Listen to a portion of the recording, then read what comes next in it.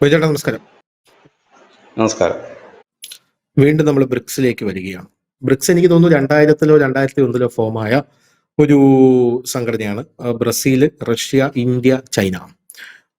ഇത് ഈ 4 രാജ്യങ്ങളും കൂടെ ചേർന്നാണ് ബ്രിക്ക് ഫോം ആയത്. പിന്നെ അത് സൗത്ത് ആഫ്രിക്ക വന്ന് ചേരുകയായിരുന്നു. അങ്ങനെ എസും കൂടെ ചേർത്ത് ബ്രിക്സ് ആയി. ഈ ബ്രിക്സിനെ പ്രധാനമായിട്ടും ട്രംപ് ഭയപ്പെടാനുള്ളതും അല്ലെങ്കിൽ ലോകരാജ്യങ്ങൾ അമേരിക്ക പോലുള്ള വൻ സാമ്പത്തിക ശക്തികൾ ഭയപ്പെടാനുള്ള പ്രധാനപ്പെട്ട ഒരു കാരണം 2 കാരണങ്ങളാണ്. ഒന്ന്, IMFന് ഒരു ബദലായിട്ട് ഒരു ബാങ്ക് ഇവർ കൊണ്ടുവരാനായിട്ടുള്ള ശ്രമം നടത്തുന്നെന്ന് പണ്ട് മുതലേ അമേരിക്ക വിചാരിക്കുന്നു. സത്യമാണത്. രണ്ടാമത്തെ കാര്യം, ഡോളറിന് പകരമായിട്ട് ഒരു കറൻസി, ഒരു ആഗോള കറൻസി കൊണ്ടുവരാനായിട്ട് ബ്രിക്സ് തീരുമാനിക്കുന്നു. പിന്നെ നാറ്റോ പോലൊരു വൻ സൈനിക ശക്തിയാകാനായിട്ട് ഒരു തീരുമാനമെടുക്കുന്നു പറയുന്നു. പിന്നെ പോരാത്തതിന് ലോകത്തിലെ എല്ലാ മാർക്കറ്റിലും വെച്ച് ഭൂരിഭാഗം മാർക്കറ്റുള്ള 2 രാജ്യങ്ങൾ, അതായത് 300 കോടി 700 കോടിയുള്ള ജനങ്ങളിൽ 300 കോടി ജനങ്ങളുള്ള മാർക്കറ്റുള്ള 2 രാജ്യങ്ങൾ, ചൈനയും പിന്നെ ഇന്ത്യയും, അത് ബ്രിക്സ് രാജ്യങ്ങൾക്കകത്താണ്. അപ്പോൾ ഇതൊരു വലിയ ശക്തിയായി കഴിഞ്ഞാൽ പിന്നെ അവർക്ക് മാർക്കറ്റ് മാർക്കറ്റിനെയും ഒക്കെ നിയന്ത്രിക്കാനായിട്ട് സാധിക്കും.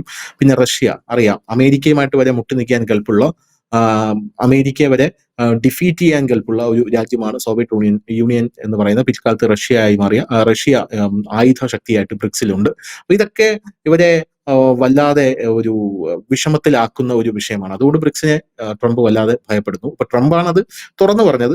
വളരെയധികം ഒരു സ്ട്രെസ്ഫുൾ ആയിട്ട് ട്രംപ് അത് തുറന്നു പറയുന്നു. ഇപ്പോഴുള്ള ഒരു പ്രധാനപ്പെട്ട പ്രശ്നം എന്ന് പറഞ്ഞാൽ, ട്രംപ് തുറന്നു പറയുക മാത്രമല്ല, ട്രംപ് ഒരു കോമാളി കളി ഇവിടെ നടത്തുകയാണ്. അതായത് ഇപ്പൊ ബ്രസീലിനെയാണ് ട്രംപ് പേടിപ്പിച്ചുകൊണ്ടിരിക്കുന്നത്. ബ്രസീലിനെ പേടിപ്പിക്കുക, ബ്രസീലിന് 50% താരിഫ് അടിച്ചു കൊടുത്തു. ബ്രസീൽ ബ്രിക്ക് രാജ്യമാണല്ലോ. അപ്പൊ അതാണ് ബ്രിക്സുമായിട്ട് സഹകരിക്കുന്ന എല്ലാ രാജ്യങ്ങൾക്കും 50% താരിഫ് ഇവർ അടിച്ചു കൊടുക്കുന്നു എന്ന് പറയുന്നുണ്ട്. അമേരിക്ക കൊടുക്കുന്നു എന്ന് പറയുന്നുണ്ട്. പിന്നെ ഇതിൽ നമ്മൾ ബ്രിക്സിനെ കുറിച്ച് മനസ്സിലാക്കുമ്പോൾ ഏറ്റവും വലിയൊരു കാര്യമെന്ന് ഞാൻ കഴിഞ്ഞ ദിവസം മനസ്സിലാക്കിയ ഒരു കാര്യം, ലോകത്തിന്റെ GDP-യിൽ സംഭാവന ചെയ്യുന്ന 40% ഈ ബ്രിക് രാജ്യങ്ങൾ, ഈ 4-5 രാജ്യങ്ങളിൽ നിന്നാണ് ലോകത്തിന്റെ GDP-യിലെ 40% സംഭാവന പോകുന്നത് എന്നുള്ളതാണ്. അപ്പോ ബ്രസീലിനോട് പറഞ്ഞു, നിങ്ങൾക്ക് ഇനി 50% താരിഫാണ്. റഷ്യയുടെ കേസെടുത്ത് നോക്കുകയാണെങ്കിൽ റഷ്യയിൽ നിന്ന് എണ്ണ മേടിക്കുന്നവർക്ക് 500% താരിഫ് ഇനി ഏർപ്പെടുത്തുമെന്നാണ് അമേരിക്ക പറഞ്ഞിരിക്കുന്നത്. ഇന്ത്യയെ ലക്ഷ്യം വെച്ചുകൊണ്ടാണ്, ഇന്ത്യയും ചൈനയും ലക്ഷ്യം വെച്ചുകൊണ്ടാണ്. പ്രധാനമായിട്ടും ഇന്ത്യയുടെയും ചൈനയുടെയും ഈ എനർജി സ്രോതസ്സുകൾ, ഊർജ്ജ സ്രോതസ്സുകളിൽ 70% റഷ്യയിൽ നിന്നാണ് വരുന്നത് എന്നാണ് റിപ്പോർട്ടുകളെല്ലാം സൂചിപ്പിക്കുന്നത്. അതുകൊണ്ടാണ് അമേരിക്ക ഇന്ത്യയെ ലക്ഷ്യം വെച്ചിരിക്കുന്നത്. എന്തായാലും ആ ട്രംപിന്റെ വാക്കുകൾക്ക് വീണ്ടും അപമാനം, അതായത് വീണ്ടും ട്രംപിനെ അപമാനിച്ചു വിട്ടിരിക്കുകയാണ്. കുറെ അപമാനിച്ച് ഇയാൾക്ക് നാണം കെട്ട് മതിയായില്ല എന്ന് തോന്നുന്നു. അതായത് റഷ്യയിൽ നിന്ന് എണ്ണ മേടിക്കരുത് എന്ന് പറഞ്ഞു, 500% താരിഫിടുമെന്ന് പറഞ്ഞപ്പോൾ ഇന്ത്യ എണ്ണ ഉൽപാദനം കൂട്ടി. റഷ്യയുമായിട്ടുള്ള എണ്ണ ഉൽപാദനം ഇന്ത്യ കൂട്ടി എന്നാണ് അറിയാൻ സാധിക്കുന്നത്. ബ്രസീലിന് 50% താരിഫ് ഇട്ട് കൊടുത്തപ്പോൾ ബ്രസീലിനെ സഹായിക്കാനായിട്ട് ഇന്ത്യ അവിടെ നിന്നും എണ്ണ ഇറക്കാനായിട്ട് തീരുമാനിച്ചു എന്നാണ് അറിയുന്നത്. ഇതിന്റെ മറ്റു വിശദാംശങ്ങൾ എന്താണ്, ഇതിനെ ട്രംപ് എങ്ങനെ കാണുന്നു, ലോകരാജ്യങ്ങൾക്ക് ഇതിലുള്ള ഒരു നിലപാടെന്ന്, അല്ലെങ്കിൽ അവരുടെ വീക്ഷണത്തിൽ നിന്ന് ഈ ഒരു കാര്യത്തെ അവർ നോക്കിക്കാണുമ്പോൾ അവർക്ക് എന്തായിരിക്കും തോന്നുന്നത്?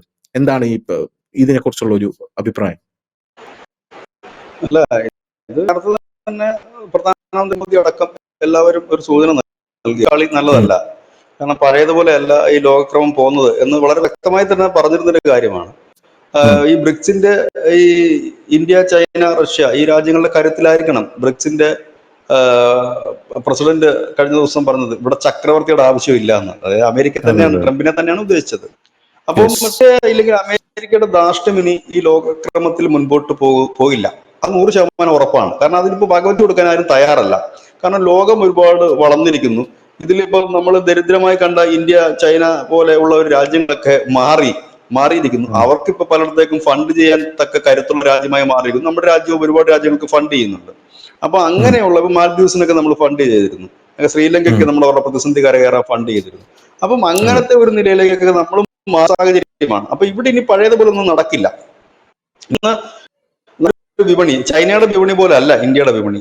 ചൈനയുടെ വിപണി എന്ന് പറഞ്ഞാൽ അവിടെ എല്ലാ കാര്യങ്ങൾക്കും ഒരു ഇത് കയറി കച്ചവടം നടത്താൻ പറ്റുന്ന ഒരു വിപണി അല്ല അവർ. കാരണം അവർ തന്നെ ഉണ്ടാക്കുന്നുണ്ട്. കാരണം വലിയ ബുദ്ധിമുട്ടുള്ള കാര്യങ്ങളൊക്കെ ഉണ്ട് ചൈനീസ് വിപണി കിടക്കുക. പക്ഷെ ഇന്ത്യയുടെ വിപണി ഈസിയാണ് കാര്യങ്ങൾ, ഇങ്ങോട്ട് വരാനും കച്ചവടം ചെയ്യാനും ഒക്കെ.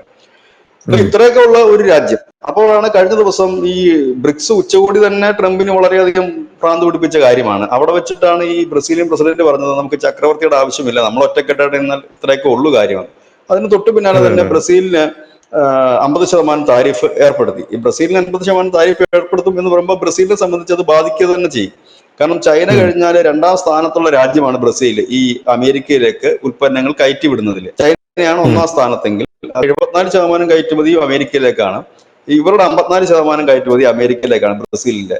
അപ്പൊ ഇങ്ങനെ ഒരു താരിഫ് വരുമ്പോൾ സ്വാഭാവികം ഒരു ഞെരുക്കം ഉണ്ടാവും. പക്ഷെ ആ ഞെരുക്കത്തിൽ ആ ബ്രിക്സിന്റെ നെടുന്തൂണുകളിൽ ഒന്നായ ഇന്ത്യ അവസരോചിതമായി ഇടപെട്ടു എന്നുള്ളതാണ് വലിയ ഒരു വാർത്ത എന്നുള്ളത്. 41,000 ക്രൂഡ് ഓയിൽ ആയിരുന്നു നമ്മൾ ബ്രസീലിൽ നിന്ന് മുമ്പ് വാങ്ങിക്കൊണ്ടിരുന്നെങ്കിൽ ഒറ്റയടിക്ക് ഇപ്പോൾ നമ്മളത് കൂട്ടിയിരിക്കുന്നു. 3,000 ബാരൽ ക്രൂഡ് ഓയിൽ പ്രതിദിനം ആയിട്ട് നമ്മൾ തീരുമാനിച്ചിരിക്കുന്നു. ഒപ്പം നൈജീരിയയിൽ നിന്നും കൂടുതൽ പെട്രോൾ നമ്മൾ ഈ ക്രൂഡ് ഓയിൽ നമ്മൾ ഇറക്കാൻ തീരുമാനിച്ചിരിക്കുന്നു. നൈജീരിയയിൽ നിന്നും 1.58 ലക്ഷം 1.58 ലക്ഷം ബാരൽ ക്രൂഡ് ഓയിലാണ് നമ്മൾ ഇറക്കുമതി ചെയ്യുന്നത്. ഇതിനിടയിൽ ഒരു സുപ്രധാന നീക്കം എന്ന് പറഞ്ഞു കഴിഞ്ഞാൽ നമ്മൾ പ്രതിദിനം നമ്മളിപ്പോ 20.8 ലക്ഷം എണ്ണ നമ്മൾ ഇറക്കുമതി ചെയ്യാൻ തീരുമാനിച്ചു. കാരണം അത് ഈ കഴിഞ്ഞ ഒരു വർഷത്തിനിടയിൽ ഏറ്റവും വലിയ വളർന്നാണ് ലോക മാധ്യമം. ഒരു വർഷമായിട്ട് നമ്മൾ 8 ലക്ഷം ബാരൽ 20.8 ലക്ഷം ബാരലാണത്. ബാരൽ എണ്ണ പ്രതിദിനം ഇറക്കാൻ നമ്മൾ തീരുമാനിച്ചു. ഇത് ഏറ്റവും വലിയ, ഇതെല്ലാം പ്രതിദിനമാണ്, ഞാൻ പറഞ്ഞ കണക്കെല്ലാം പ്രതിദിനമാണ്, എല്ലാ ദിവസവും ഇറക്കുന്ന കഥയാണ് ഞാൻ പറഞ്ഞത്. അപ്പോ ഇത് ശരിക്കും പറഞ്ഞു കഴിഞ്ഞാൽ ഈ ഒരു വർഷമായിട്ട് നമ്മൾ ഈ റഷ്യയുടെ അല്പം കുറച്ചിരുന്നു. നമ്മൾ ഇടയ്ക്ക് കാലത്ത് നമ്മുടെ റഷ്യയിൽ നിന്ന് അവരുടെ 44% ക്രൂഡ് ഓയിൽ നമ്മളാണ് വാങ്ങിക്കൊണ്ടിരുന്നത്. പിന്നെ അതിനുശേഷം നമ്മൾ കഴിഞ്ഞ മാസമൊക്കെ ആയപ്പോൾ അത് കുറഞ്ഞിരുന്നു. അപ്പൊ കുറഞ്ഞപ്പോൾ പല മാധ്യമങ്ങളും പറഞ്ഞു റഷ്യയിൽ നിന്ന് ഇത് വാങ്ങിക്കുന്നത് കുറയുന്നു, ഇന്ത്യ വേറെ അങ്ങോട്ടൊക്കെ നോക്കുന്നു. പക്ഷെ അങ്ങനെയല്ല. 40% വാങ്ങുന്നു, പിന്നെ 38 ഇപ്പൊ കൂടിയിരിക്കുന്നു. എനിക്ക് തോന്നുന്നു ഇപ്പൊ 40-ലേക്ക് എത്തിയിട്ടുണ്ടെന്ന് എനിക്ക് തോന്നുന്നു. വീണ്ടും അത് വർദ്ധിപ്പിച്ചിരിക്കുന്നു. അത് മാക്സിമം വാങ്ങുക. ഇതിൽ നിന്ന് വ്യക്തമാകുന്ന ഒരു കാര്യം, ട്രംപിന്റെ എത്തിക്കുന്നില്ല എന്ന് മാത്രമല്ല, അതിനൊരു പുല്ലുവില കൽപ്പിക്കുന്നതും കൂടെ ആണ് അവിടെ ശ്രദ്ധേയമായ കാര്യം. കാരണം ഇങ്ങനൊരു ബില്ല് വരുമെന്നല്ല ട്രംപ് പറഞ്ഞത്, വന്നിരിക്കുകയാണ് ആ ബില്ല്. കാരണം അവിടുത്തെ ഭരണപക്ഷവും പ്രതിപക്ഷവും എല്ലാം കൂടെ ചേർന്ന് ആ ബില്ല് പാസ്സാക്കി. ഇനി ആകെ അവശേഷിക്കുന്ന ഒരു കാര്യം, August 1 ട്രംപ് ഇതിൽ ഒപ്പുവെക്കുക എന്ന് പറഞ്ഞത് മാത്രം ഒരു കാര്യം മാത്രമാണ് ഇത് നിലനിൽക്കുന്നത്.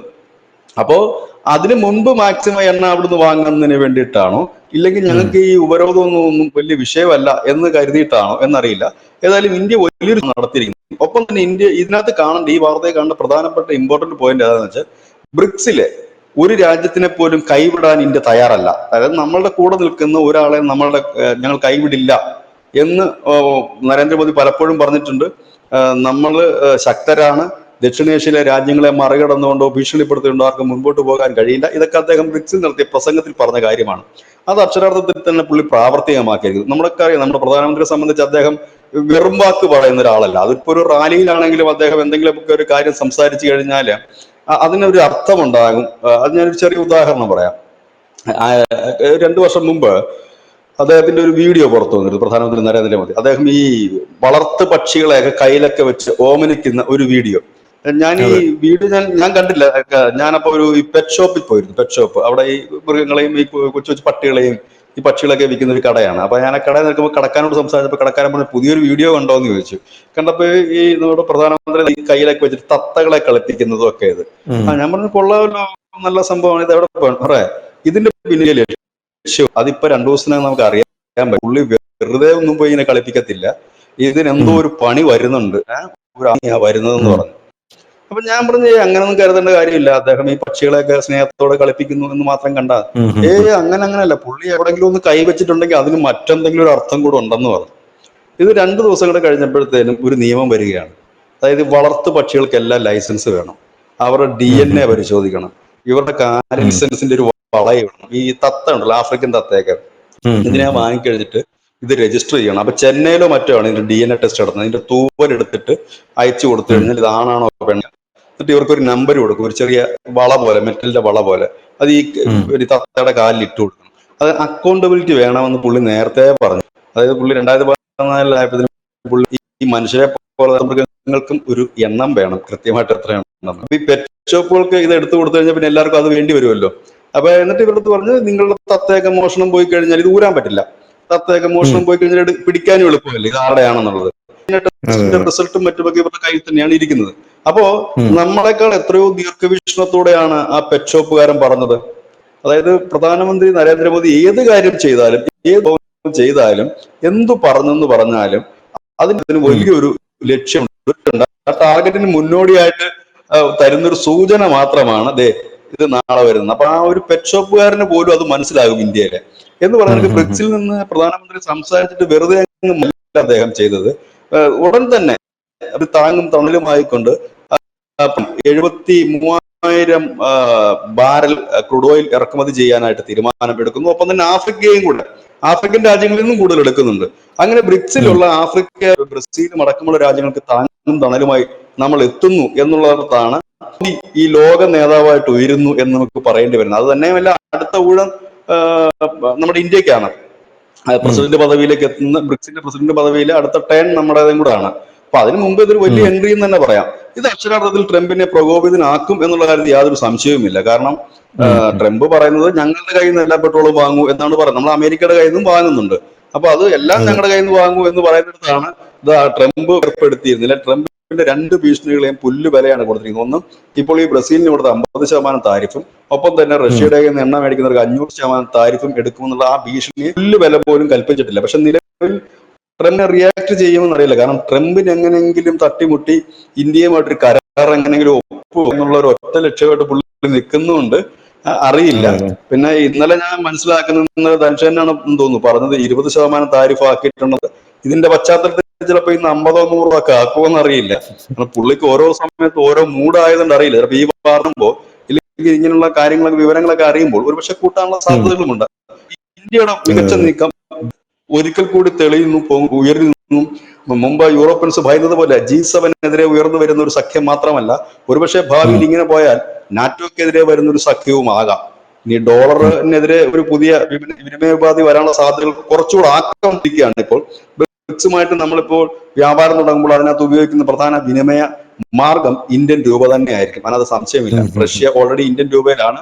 ബ്രിക്സിലെ രാജ്യങ്ങളെല്ലാം ഇന്ത്യൻ രൂപയിലേക്കാണ് എങ്കിൽ ഡോളറിന് പകരമെന്ന് ഞാൻ പറയുന്നില്ല, ഡോളർ പോലെ തന്നെ എന്നേ പറയാൻ കഴിയും. ഡോളർ പോലെ, കാരണം ഡോളർ ഒരുപാട് രാജ്യങ്ങൾ ഉപയോഗിക്കുന്നുണ്ട്. ഡോളർ പോലെ തന്നെ ഉം. കുറച്ച് രാജ്യങ്ങളെങ്കിലും രൂപയ്ക്കൊരു ഹീറോ പരിവേഷം വരുന്നു, രൂപ ഒരു ഒരു ഒരു ഒരു മെയിൻ പോയിന്റിലേക്ക് എത്തുന്നു എന്ന് പറയേണ്ടി വരും. ഭാവിയിൽ കൂടുതൽ രാജ്യങ്ങൾ ഡോളറിന് ബദലാകാൻ രൂപയ്ക്ക് സാധ്യതയുണ്ട്. നമ്മൾ കഴിഞ്ഞ ദിവസം ചർച്ചകളെല്ലാം പറഞ്ഞു, ബ്രിക്സ് ഏത് നാണയമായിരിക്കുക കോമൺ ആയിരിക്കാനുള്ള സാധ്യതകൾ വളരെ കുറവാണ്. കാരണം ഇതിനകത്ത് ഉള്ള രാജ്യങ്ങളുടെ എല്ലാം സാമ്പത്തിക നില പല രാജ്യാവസ്ഥയാണ്.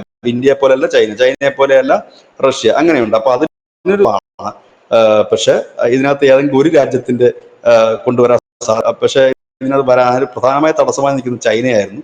പക്ഷെ ഉം. ചൈനയ്ക്ക് ഒന്നും പറയാൻ കഴിയാത്ത സാഹചര്യത്തിലേക്ക് കാര്യങ്ങൾ നീങ്ങുന്നു. കാരണം ഈ ബ്രസീലുമായിട്ട്, കാരണം ഇപ്പോൾ ഇന്ത്യ ചെയ്യുന്ന പ്രധാനപ്പെട്ട കാര്യം, എവിടുന്ന് നമ്മൾ കച്ചവടം ചെയ്യുന്നു അവിടെ നമ്മൾ ഇന്ത്യൻ റുപ്പീസ് തന്നെയാണ് കച്ചവടം ചെയ്യുന്നത്. അതാണ് മോദി അതെ. അതെ. ചെയ്യുന്ന മറ്റൊരു കാര്യം. അതായത് ബ്രിക്സും കുന്തമൊന്നും ഇല്ലെങ്കിൽ പോലും ഇന്ത്യൻ രൂപ ഏകദേശം അടുത്തും ഉപയോഗിക്കത്തക്ക രീതിയിൽ എവിടെ പോയി പുള്ളിക്കാലും, അത് ഓയിൽ മേടിച്ചാലും പച്ചക്കറി മേടിച്ചാലും ഉം. ഇന്ത്യൻ രൂപ തന്നെയാണ് ഇപ്പോൾ നമ്മൾ നടത്തിക്കൊണ്ടിരിക്കുന്നത്. അതില്ലെങ്കിൽ നമുക്ക് ആ കരാറ് വേണ്ടായിരുന്നത്. ഏറ്റവും ഒടുവിൽ അത് ബുദ്ധിമുട്ടിയൊക്കെ അംഗീകരിച്ച രാജ്യം സൗദി അറേബ്യ ആയിരുന്നു. അവരാദ്യം അംഗീകരിക്കാൻ മടിയുണ്ടായിരുന്നു. അത് അംഗീകരിക്കാൻ മടി എന്ന് പറഞ്ഞു കഴിഞ്ഞാൽ അവരുടെ മടിയല്ല, ഈ അമേരിക്കയുടെ ഫോഴ്സ് കൊണ്ടാണ് അവർ വേണ്ടാന്ന് അംഗീകരിച്ച് കഴിഞ്ഞിരിക്കും. അപ്പം സ്വാഭാവികമായി തന്നെ ബ്രിക്സിന്റെ ഒരു പ്രധാനപ്പെട്ട വിനിമയ ഉപാധി രൂപയായിരിക്കും. അത് അവർ ഒഫീഷ്യലായിട്ട് അംഗീകരിക്കുമോ ഇല്ലയോ എന്ന് നമുക്കറിയില്ല. അങ്ങനെ ആയി മാറിക്കൊണ്ടിരിക്കുന്നു. മാറുമെന്നല്ല, മാറിക്കൊണ്ടിരിക്കുന്നു എന്നാണ് നമുക്ക് ഇത് മനസ്സിലാക്കാൻ കാര്യം. Thank you ബിച്ചേട്ടാ.